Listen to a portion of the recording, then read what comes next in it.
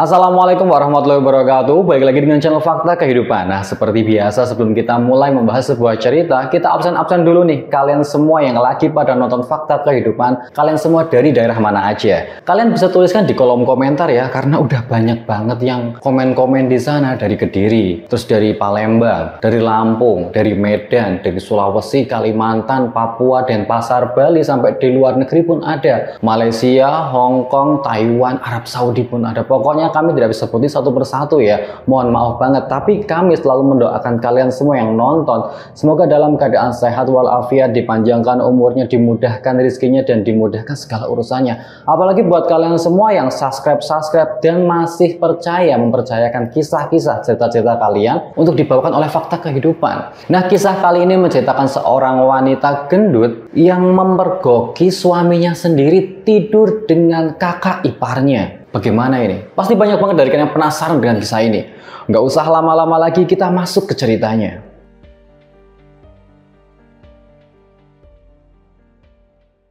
Nah, seperti biasa nama dan tempat kita samarkan untuk kepentingan bersama. Kadang itu cinta itu penuh dengan lika-liku. Ujian cinta, ujian kehidupan, ujian berkeluarga itu penuh dengan lika-liku, apalagi rintangan. Termasuk dengan ujian kekecewaan. Nah, kali ini menceritakan seorang wanita, sebut saja namanya Dina. Kisah ini menceritakan seorang wanita bernama Dina. Dina itu adalah seorang wanita, orang tuanya itu kaya raya. Tapi sayang, Dina itu udah ditinggal mati oleh ibunya udah sejak saat dia kecil. Dan sekarang bapaknya itu, ayahnya Dina itu udah menikah lagi dengan seorang wanita yang punya anak laki-laki. Otomatis anak laki-lakinya itu menjadi saudaranya Dina. Nah, saudaranya Dina ini, laki-laki itu umurnya kurang lebih jaraknya 2 tahun dengan Dina, lebih tua. Jadi Dina itu mendapatkan kakak tiri. Tapi walaupun dia memiliki kakak tiri dan ibu tiri, mereka itu sayang dengan Dina dan memperlakukan Dina itu dengan baik, selayaknya anak kandungnya sendiri. Walaupun Dina itu sedikit agak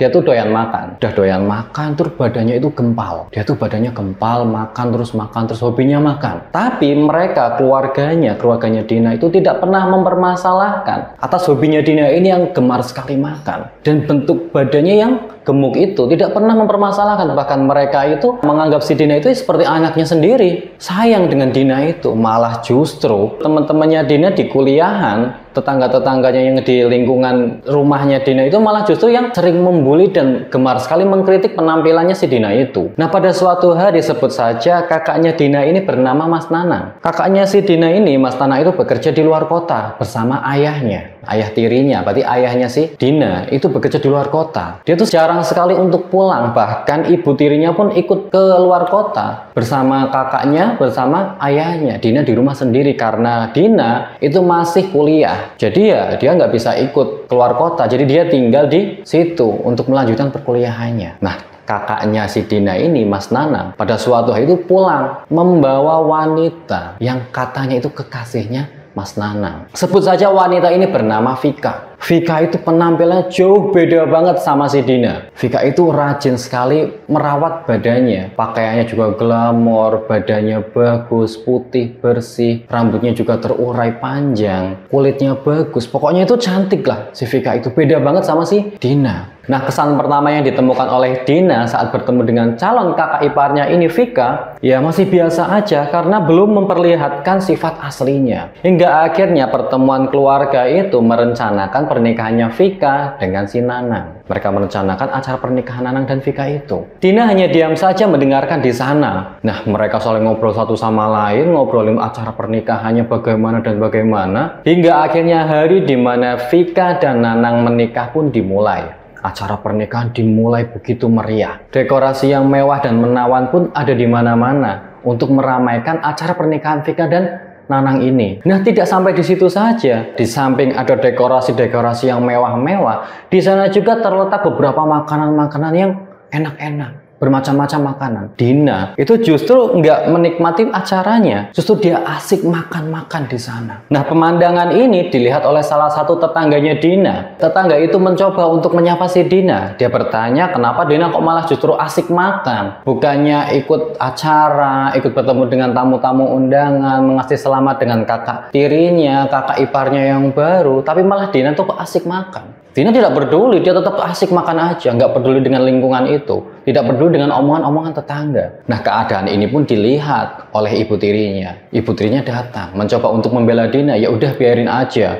Dina memang begitu, dia tuh suka makan, jadi ya biarin aja, nggak ada masalah, kata ibu tirinya.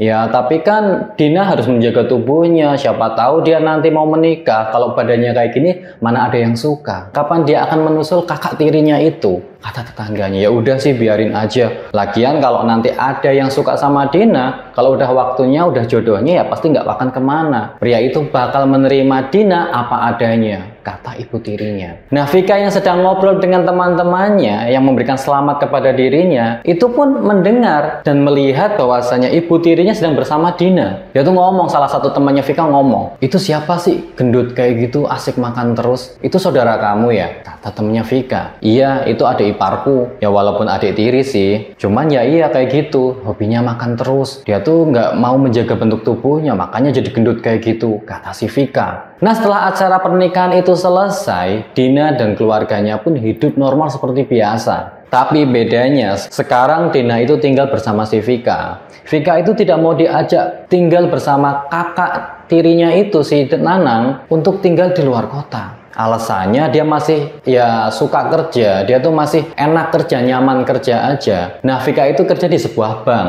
Nah, Vika itu nggak mau kalau dia tuh harus keluar kerja. Dia tuh masih betah bekerja. Jadi dia memutuskan untuk tinggal bersama si Dina itu di rumah. Nah, akhirnya si Nanang pun yang mengalah. Seminggu sekali, Nanang itu pulang ke rumah untuk menengok istrinya si Vika. Dan anehnya, Vika itu di depan orang itu baik bersama Dina. Dia tuh memperlakukan Dina dengan baik di depan orang. Saat kakaknya pulang di rumah, saat ibu tirinya di rumah, saat ayahnya di rumah, itu Vika itu memperlakukan Dina itu dengan baik. Tapi apabila mereka sudah pergi lagi keluar kota untuk bekerja dan tinggal Dina bersama si Vika aja di rumah, Vika itu kerap sekali membuli si Dina, sering memperlakukan Dina dengan kasar. Kadang disuruh menyapu, kadang disuruh ngepel, disuruh nyuci baju, suruh masak dan sebagainya. Padahal di rumah itu ada pembantu. Tapi Vika itu kerap sekali membuli, apalagi memperlakukan sewenang-wenang si Dina itu. Tapi pinternya si Vika, apabila ada orang, dia tuh pinter acting. Dia tuh ngomong dengan baik-baik, sering memperlakukan Dina dengan baik. Seperti itu.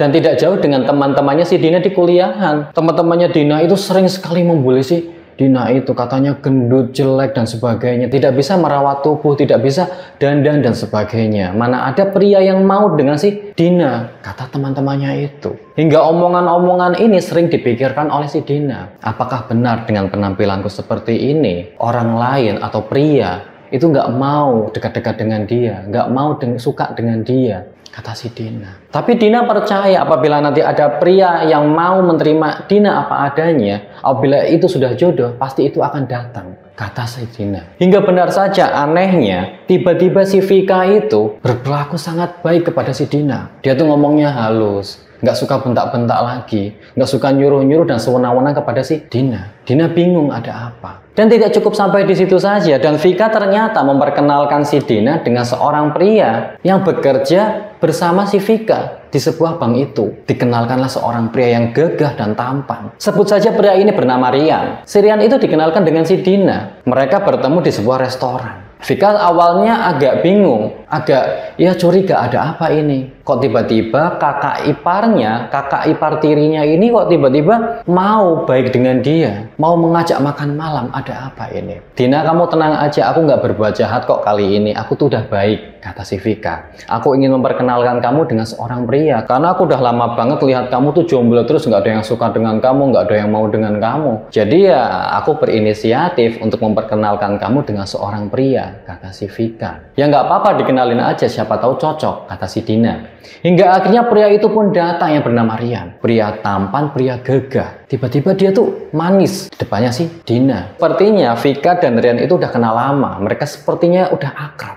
Vika pun memperkenalkan Rian dengan si Dina. Rian, kenalkan ini Dina. Dina itu adalah adik iparku. Dia tuh baik dan rajin, kata si Vika. Seakan-akan Vika itu membaik-baikan yang ngomongnya baik-baik soal si Dina terhadap si Rian. Dan Rian pun dikenalkan oleh si Dina itu. Dina, ini Rian. Rian itu teman kantorku. Jadi kami itu sudah saling kenal. Nah, si Rian itu udah lama jomblo juga sama kayak kamu.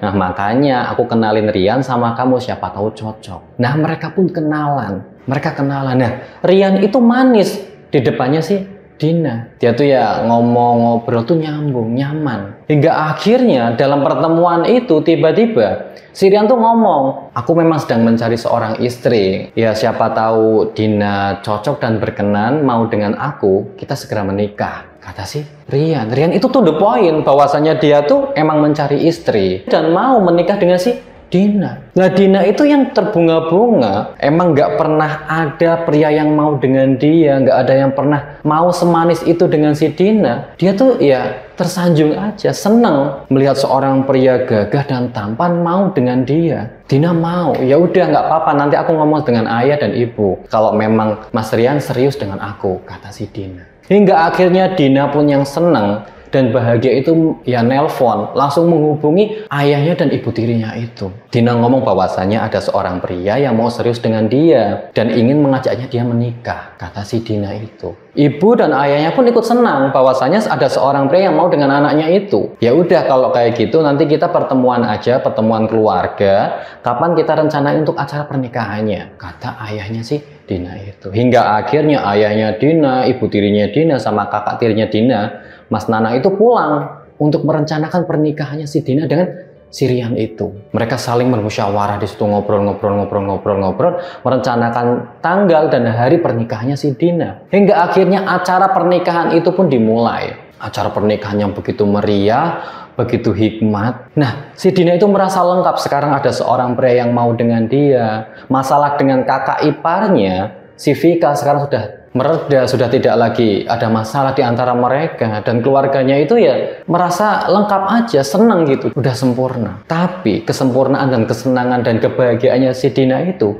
tidak berlangsung lama. Malam pertama yang ia inginkan, yang ia tunggu-tunggu bersama si Rian itu tidak selancar apa yang ia pikirkan. Saat malam pertama, si Rian itu menolak dengan alasan, maaf Dina, aku tuh capek. Ya besok lagi aja ya, kata si Rian. Nah hari pertama pun Dina mencoba untuk memahami bahwasannya memang hari ini acaranya sangat padat. Acara pernikahannya sangat padat dan ramai. Udah nemuin banyak sekali tamu undangan, nemuin banyak sekali acara. Jadi ya hari ini capek ya, mungkin wajar aja. Malam itu pun tidak melakukan hubungan suami istri. Malam pertamanya Dina dan Rian itu. Tapi keanehan tidak cukup sampai di situ. Rian dan Dina setelah menikah itu dibelikan rumah oleh ayahnya si Dina. Jadi sekarang rumahnya itu tidak barengan dengan si Vika. Udah punya rumah sendiri, si Rian sama si Dina. Nah, keanehan pun tidak cukup sampai di situ. Rian itu kerap sekali pulang larut malam dengan alasan lembur di tempat kerja. Nah, setiap pulang itu Dina itu kerap dicuekin, nggak diperhatikan. Padahal Dina udah mencoba untuk memperhatikan suaminya itu, bikin sarapan, memperhatikan apa yang ia mau, apa yang ia inginkan. Tapi si Rian itu cuek-cuek aja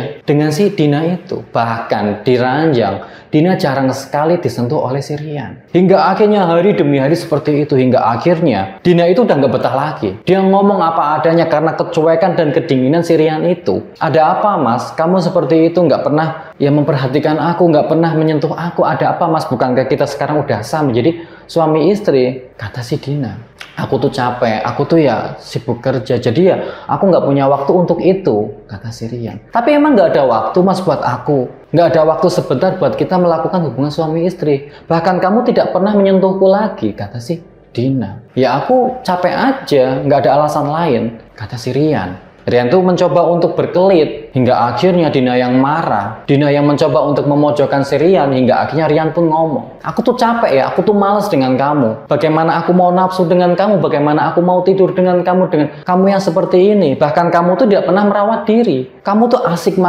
makan saja. Nggak pernah mencoba untuk merawat diri kamu agar cantik seperti wanita-wanita lain. Bahkan kamu tidak bisa dandan, kata si Rian. Ternyata alasannya Rian itu tidak mau menyentuh si Dina karena Dina itu gendut, karena Dina itu nggak pandai berdandan. Mereka pun saling marahan di situ, bertengkar hebat. Hingga akhirnya setelah pertengkaran itu 1 minggu, Rian dan Dina itu perang dingin, tidak saling tegur, tidak saling sapa. Dalam keheningan, si Dina itu berpikir, karena udah lama banget nggak ngomong dengan suaminya, dia tuh berpikir bagaimana caranya agar suaminya itu mau dengan dia. Bagaimana caranya Rian mau menyentuh si Dina itu. Dina berpikir bagaimana kalau dia tuh berubah. Mencoba untuk memperhatikan penampilannya, mencoba untuk berdandan, mencoba untuk belajar merawat diri. Nah, siapa tahu dengan seperti itu, Rian itu bisa memperhatikan si Dina, bisa mau memperlakukan Dina dengan baik selayaknya suami dan istri. Hingga akhirnya Dina pun mencoba untuk merawat diri, memakai pakaian yang bagus, berdandan, menyisir rambutnya, pokoknya tuh berdandan cantik. Dia tuh ingin memberikan kejutan kepada suaminya dengan pakaian dan penampilannya yang baru. Dina mencoba untuk datang ke kantornya hari itu. Tapi pada sore hari, Dina itu tidak mendapati Rian ada di kantornya. Dia bertanya kepada si satpam, maaf Pak,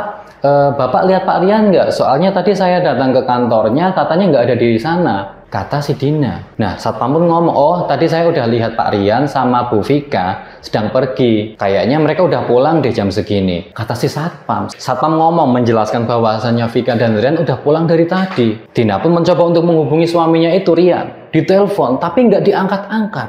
Seakan-akan ini ada apa? Kok Vika sama si Rian pergi bareng? Ada apa? Hingga akhirnya Dina berpikir untuk datang ke rumahnya si Vika. Siapa tahu Rian ada di sana. Benar saja, Dina datang ke sana.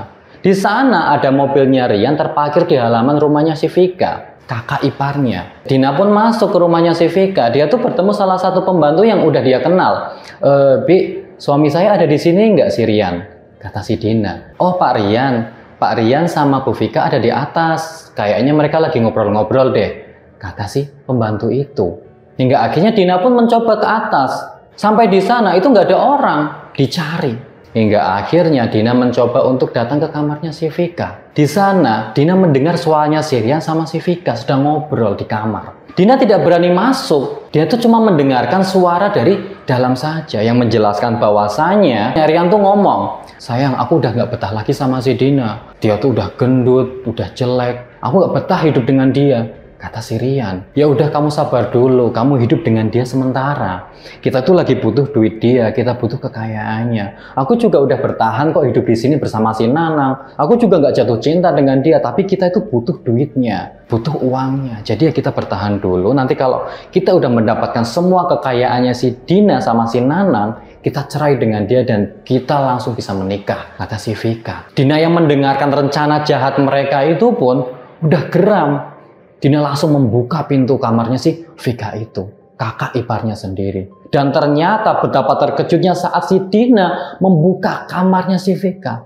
Terlihat si Vika sama si Rian itu tidak memakai busana. Mereka pun terkejut dengan kedatangannya si Dina. Dina pun pergi meninggalkan mereka yang tidak pakai busana itu. Rian yang melihat bahwasannya Dina memergoki mereka sedang berduaan di dalam kamar, dia langsung memakai bajunya itu, langsung pakai bajunya mengejar si Dina yang lari. Rian mencoba untuk menjelaskan bahwasannya apa yang sedang terjadi di sana, tapi si Dina yang udah keburu tahu semua rencana jahatnya, dia tuh tidak mau mendengarkan semua alasan-alasannya si Rian. Hingga akhirnya Dina pun pulang melaporkan semuanya, apa yang ia lihat dan apa yang ia dengar kepada si kakaknya Mas Nanang. Mas Nanang pun langsung marah besar. Dia langsung pulang dan mendatangi si Vika. Mereka sepakat untuk menceraikan Vika dan si Rian. Hingga akhirnya Vika dan Rian tidak mendapatkan uang sepeser pun dari Dina dan si Nanang. Hati Dina pun penuh dengan kekecewaan. Dia pikir Rian itu menerima apa adanya, menerima Dina dengan apa adanya, beda dengan pria-pria lain. Ternyata sama saja. Dia sudah mencoba untuk berubah, dia sudah mencoba untuk dandan, tapi tetap saja masih kurang di hadapan si Rian. Karena dasarnya si Vika sama si Rian awalnya memang menginginkan harta dari si Nanang dan si Dina. Begitulah kisah dari salah satu subscriber kita. Semoga dari kisah ini kita dapat mengambil hikmah dan nilai-nilai penting di dalamnya dan dijadikan contoh pada kehidupan kita sehari-hari. Cinta ya seperti itu, kadang ya melihat fisiknya saja, melihat apa yang kita punya, melihat semuanya dari sudut pandang hanya kelebihannya saja, tidak mau menerima kekurangannya. Nah, bagi kalian yang pengen komen-komen, memberikan kritik dan saran untuk fakta kehidupan, kalian bisa tuliskan di kolom komentar. Dan bagi kalian semua yang punya kisah unik, cerita menarik, ataupun apapun yang ingin dibagikan dengan fakta kehidupan, kalian bisa tuliskan atau kirimkan lewat WA ataupun Instagram di bawah ini. Nah, tetap dukung channel kami dengan cara like, komen, dan subscribe, dan tunggu video-video berikutnya. Sekian dari saya, semoga bermanfaat. Wassalamualaikum warahmatullahi wabarakatuh.